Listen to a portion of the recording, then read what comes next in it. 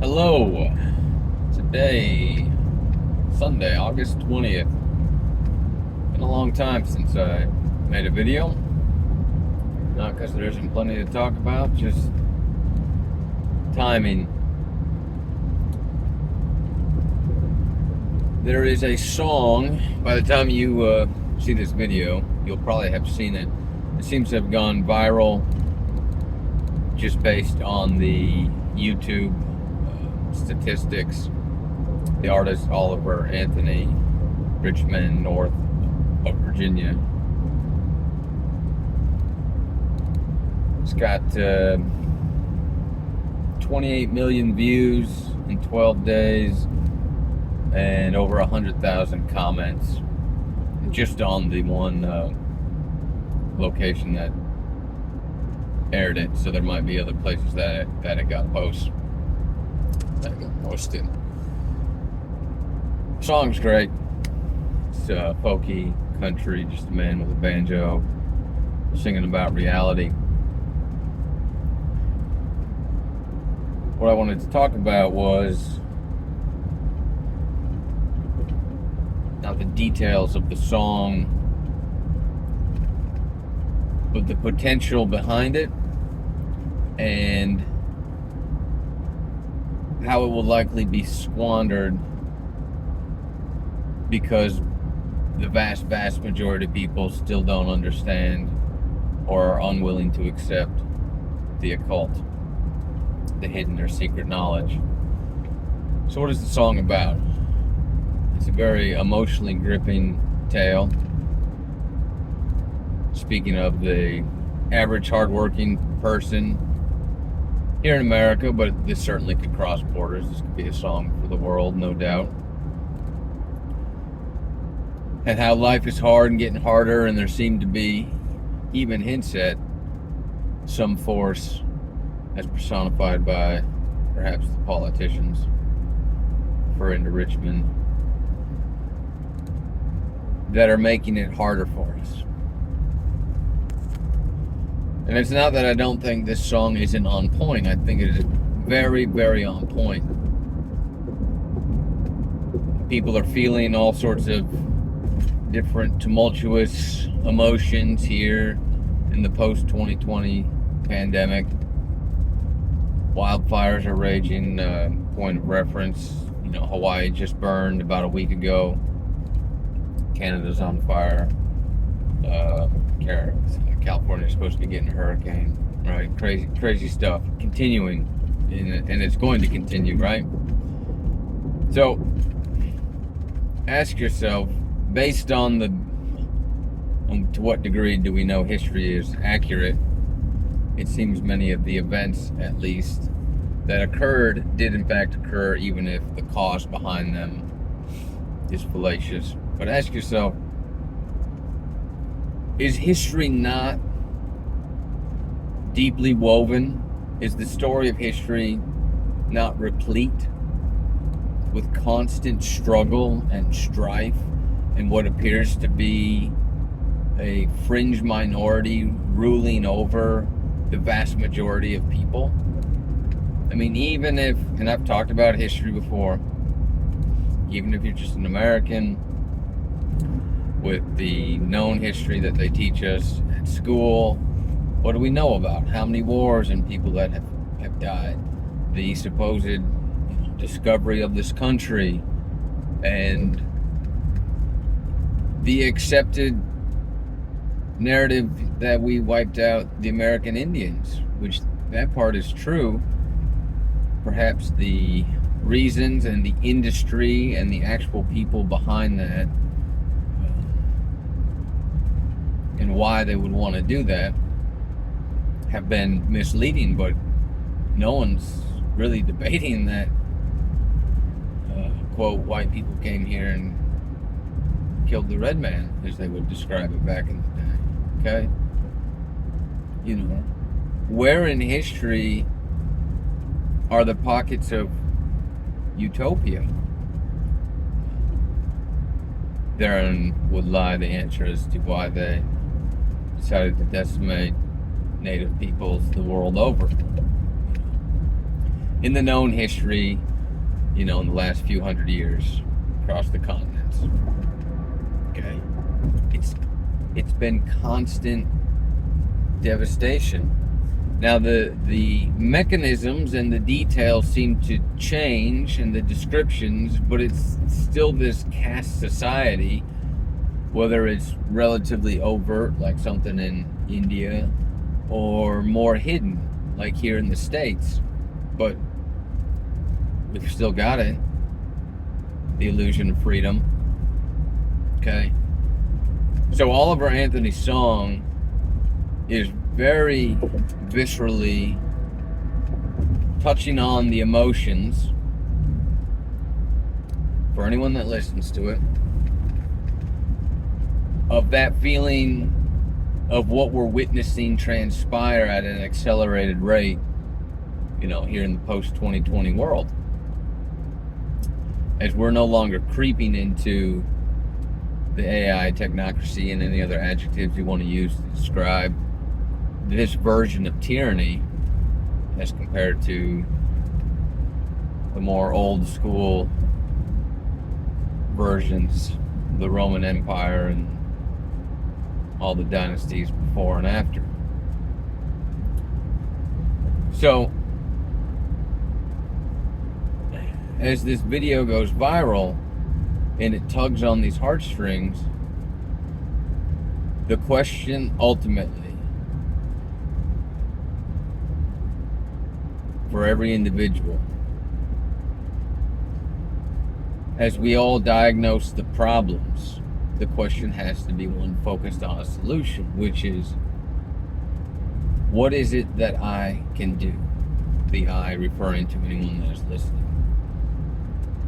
And the fallacy for most people would be thinking that the current structure, under any category that you want to look at, social, economic, education, health, blah, blah, blah, blah, the current structure also contains within it, although I would say maybe it's the other way around, the current structure is also contained within a controlled solution. And I really need to do a separate video on an explanation of what I call the third vector of truth, which requires us to look for a solution at a completely different angle and not simply the opposite of what is transpiring. So here we have this musician who is encapsulating and capturing the sentiment felt by so many right now, and he's spot on with the emotion that is tied to those bearing witness to what is happening. But in order for each individual to take the correct steps to answer that question, what is it that I can do? We see or sense this enemy bearing down on us. Deep state, dark state, cabal, politicians, 1%, whatever words you want to assign to it. Those acting against the better interests of other people, those acting immorally, those attempting to bend natural law to their will and not the will of the highest creation. Those the bad guys, the bad actors, we can see them, we can sense them, but we are doomed if we continue to seek out solutions that merely replicate the failures of our attempts, as history, the history that we're relatively certain about, has already demonstrated. So many things that go viral online are meaningless distractions. I would guess 999 out of 1,000 are that way. But here we have something that seems to hit the nail on the head, and yet the byproduct of this will continue to be wasted until more people are willing to, upon being catalyzed by this song, you know that mood that it puts you in.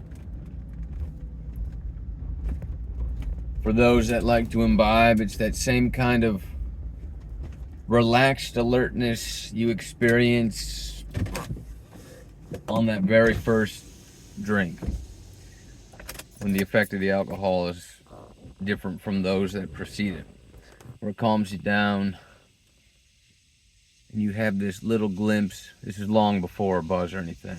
It's like the first sip. You have this little glimpse of a more tranquil state of your being. And then the rest of the alcohol seems to take over and goes the other direction. But it has this heavy, dark, yet comfortable sensation associated with it. And that's what the song does. And it compels you towards this desire of something more. In the case of the alcohol, it's what causes you to continue to drink and have more drinks. But in that very beginning, has this deep, settling sensation. And so with that desire, action can and should be taken. So at the end of the day, this is a plug for people to dive into the occulted information. Because unfortunately, most solutions that people look for, most explanations that people seek out, are still within the confines of the system of control that they have constructed for us, even when these solutions appear to be diametrically opposing the problem. In other words, if the problem is here, then the idea is that the solution is over here. And therein lies the fallacy. Because in fact, the solution is, if I could stick my hand up at a completely different angle, much further away, it's over there, well beyond the conceived list of ideas. So, at the end of the day, upon listening to this song, and more importantly, seeing the amount of attention that it is garnering, which is awesome, this is yet me urging all those yet again to continue to dive into the uncomfortable information of that which is the truth.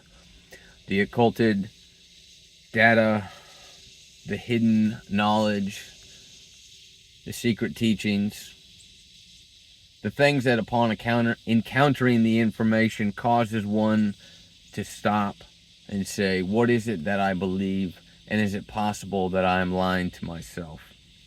Because we have this opportunity, as people are engaged and focused around this emotion that the song so beautifully portrays. What comes out of that is also a desire to affect change by doing something that would remedy the problem so aptly described in the song. But I assure you, if you continue down the same paths within the industries that we all exist, economic, religious, government, etc., if you do not extricate yourself out of the binary thinking,